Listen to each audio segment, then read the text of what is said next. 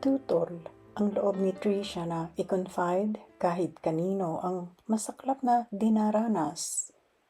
Ngunit sa paglipas ng ilang buwan, alam niyang mababaliw siya kapag kinimkim lamang niya iyon sa sarili.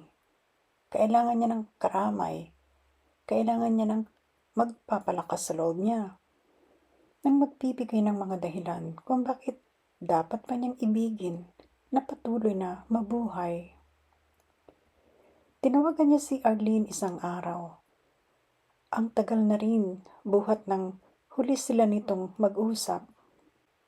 Nasa Pilipinas si Arlene, sabi kay Tricia na Melissa, na siyang hiningi niyang makausap nang malaman na wala na sa beauty salon ang kaibigan. Kailan pa? Tanong ni Tricia, takang-taka. Ang alam ko, di siya magbabaksyon sa atin itong taon na ito. Ikaw kasi, sabi ni Melissa. Ilang beses na nag-try si Arlene at tawagan ka riyan pero lagi kang wala. Ang sabi raw ng mayordoma, kasama ka ng amo mo sa labas. Totoo ba yun o ayaw ka lang ipakausap? Totoo yun, Melissa, sagot ni Tricia. Lagi nga sa pamamasyal si Madam, kasama ako. Magpapaalam yata si Arlene sa'yo, sabi naman ni Melissa. Kasi nga, ayaw nun yung boyfriend niyang Australia na tapusin ang job contract niya rito. Kailan pa umuwi si Arlene? Tanong ni Tricia. Mahigit 6 weeks na yata, sagot ni Melissa. Pagkatapos nilang mag-meet dito ni Arlene noon, umuwi muna ito sa Sydney para asikasuhin ang negosyo. Tapos, susunod daw agad ito kay Arlene sa Pilipinas. Doon daw sila nito magpapakasal at saka dadalhin si Arlene sa Australia. Kaswerte ng kaibigan mo, ano, Tricia? Yes, sa loob-loob ni Tricia. Mukhangang napakaswerte ni Arlene. At siya naman ay tila minalas ng husto sa piniling pakasalan. Nasa bingit na noon si Tricia ng emotional breakdown. Ang kawalan niya ng karamay at kakampi ang nagpagrabe niyon. At hindi talaga madali ang mapalugar sa kanyang sitwasyon. Feeling ni Tricia, kalaban niya ang lahat at unang-una na roon si Alex. Inisip na lang ni Tricia na magkunwari siyang hindi niya mahal ang lalaking pinakasalan. Akala niya kung magagawa niya yun, mapatitigas niya ang kanyang puso at hindi siya labis na masasaktan sa pag-ignora ni Alex. Ngunit kasi hindi pa pala dumarating sa kanya ang pinakamatinding pagsubok, ang pinakamadugong dagok sa pagkukunwari niyang hindi niya mahal ang asawa. Nangyari iyon sa kasagsagan ng tag-init sa bansa. And the height of summer in Middle Eastern countries are really harsh. Parusa ang lumabas ng bahay o ng opisina o ng alinmang gusali dahil sa sobrang init. Di kasi, alam iyon ni Madam Yasmin. Ngunit hindi iyon nakapigil dito para iraos ang pangangailangan ng katawan. At hindi naman ito inutusan si Tricia na lumabas ng limousine na nakatodo ang malakas na aircon. You want me to stay here, madam? Hindi makapaniwala si Tricia. Nasa kubling bahagi sila ng property ng parents ng amo. Umaga pa lang noon pero napakainit na. On the way sila sa pagdalaw sa pamilya ni madam. At tulad ng dati, pinatigil ng amo ang kotse para may gawin muna sila ni Alex. Sa unang pagkakataon ay nagpakita kay Tricia ng katiting na konsiderasyon ang mister niya. Nito sa kanilang amo, "Madam, it may not be a good idea if Tricia's in the car." Tumawa lang si Madam. "Oh, come on," sabi nito. "Your cousin knows what we do. She probably moaned louder than I when Pierre was doing her." Mariing nagkagat lagi si Tricia. Bakit kailangang ulit-ulitin iyon ni Madam Yasmin kay Alex? Hindi niya nakita ang pagtatagis ng mga bagang ni Alex sa pagpapagunita ng amo sa pangyayaring iyon. "Come in here in the back seat, Alex," utos ng amo. "You don't have to do a thing. Just sit back and relax." Humagikik ito pagkasabi niyon. Hindi na nagdalawang salita si Madam Yasmin. Mabilis na lumipat si Alex sa tabi ng amo. Ni hindi nito tinapunan ng sulyap si Tricia na nanlalamig at namumutla na tila ibig ng panawan ng bait. Pumikit ng marin si Tricia nang marinig niyang ibinaba ng amo ang zipper ng pants ni Alex. At nang maramdaman niyang magkaugnay na ang mga katawan ng pareha, ngit-ngit siyang nangako sa sarili na gaganti siya sa pang-aaping iyon ng asawa at ng amo.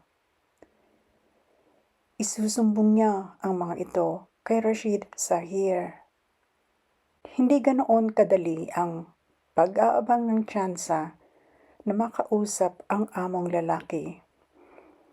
Kaya lumipas pa ang maraming linggo. Nakaplano na uli ang paglipad nila ni Madam sa London para manatili roon ng 2 months.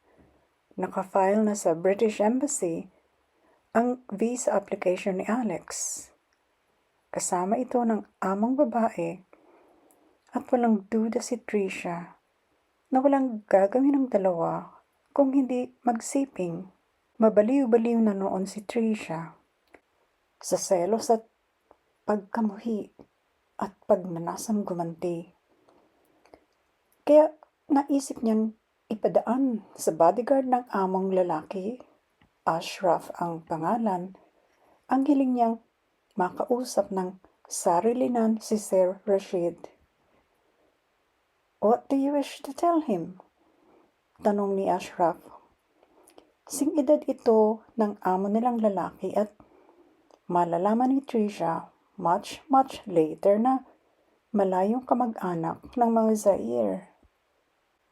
"It's very personal," sagot ni Tricia, "and very important. Please tell him that. And also," nagbantulot si Tricia sa puntong iyon, pero kailangan niya iyong idugtong. "Please tell him not to mention to Madam that I wish to speak to him."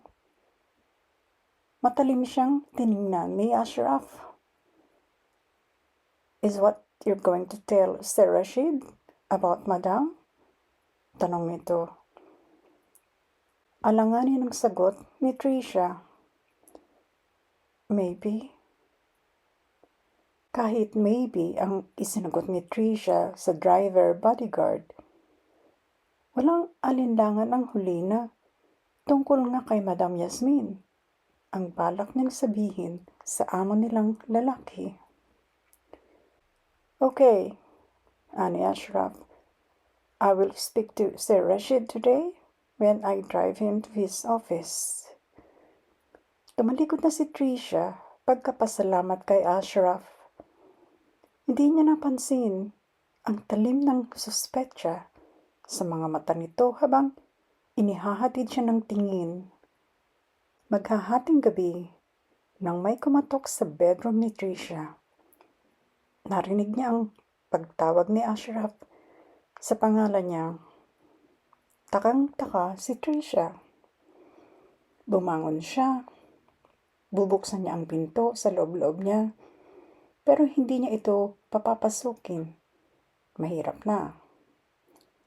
Kasi lalo siyang nagtaka nang makitang hindi lamang si Ashraf ang nasa pinto.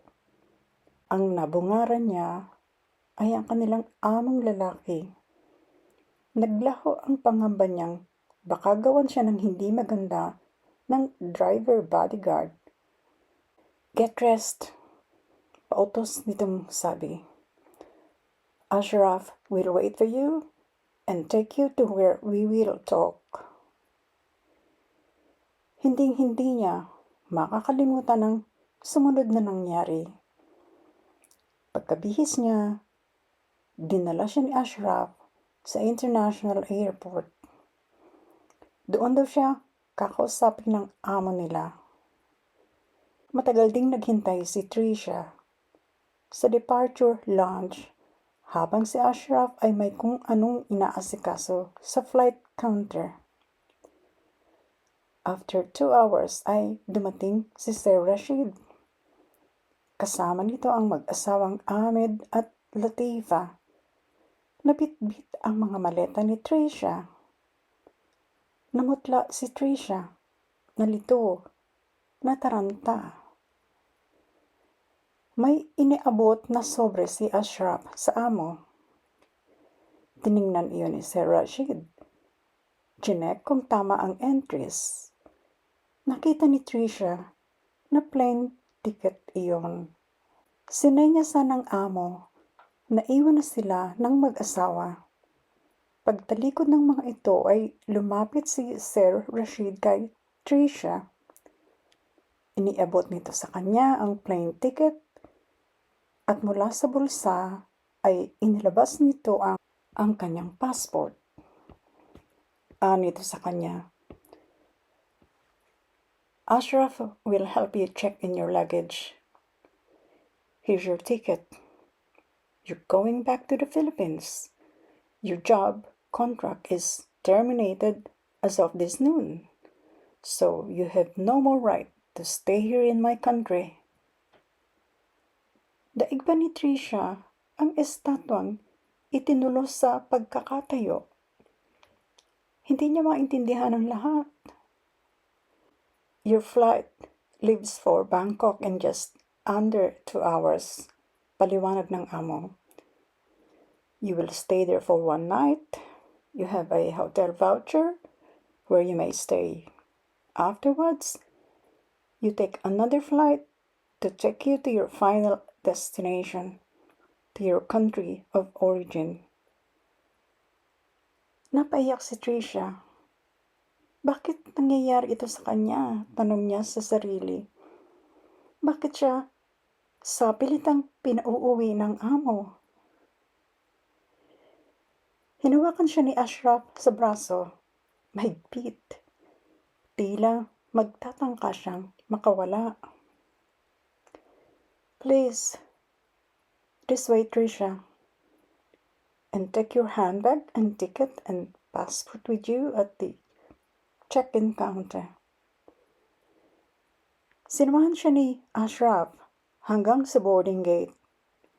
Talagang tiniyak nitong sumakay siya ng flight na iyon pa Bangkok. Pero bago siya makasakay, may iniabot ito sa kanyang makapal na sobre. Pera ang laman yon. That's your separation pay, sabi ni Ashraf.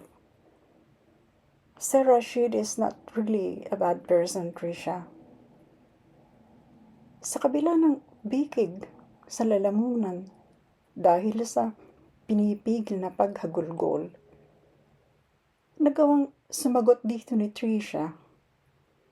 Anya rito, you think he's not bad? Basag ang tinig niya.